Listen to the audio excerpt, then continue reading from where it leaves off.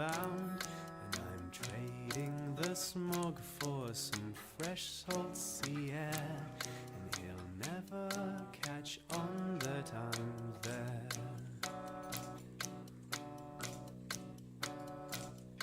I once was his apprentice in the clockmaking trade, and the miser made me work for every penny of my wage, till he found he could replace me with a clockwork machine, and he threw me right out on the street.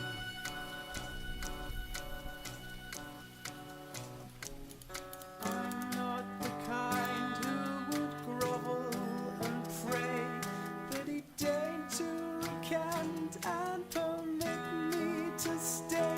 So I cursed him and left, and I solemnly swore that he'd pay.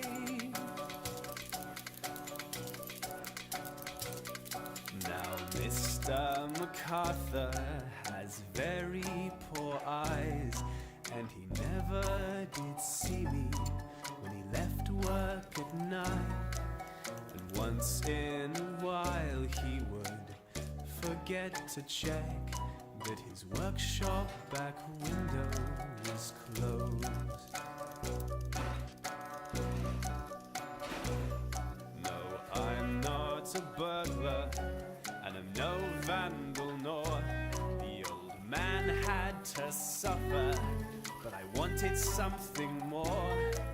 I wanted him to feel it and know it was me, and I knew that his clocks were the key.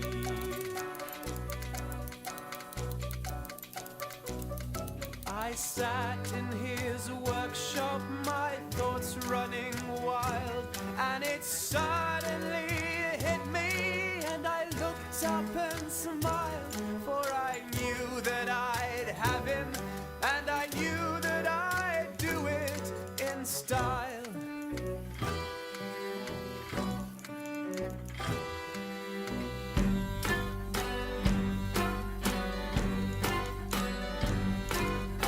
Tell you that clockwork's a powerful thing.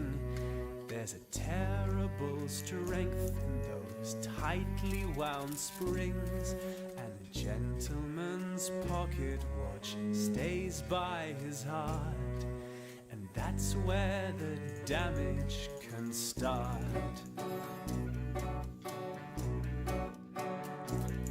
Now I'm no machine, but I can work when I choose, with hands good as any, when I've something to prove. So I stayed up all night among cog springs and screws, and I didn't stop till I was through.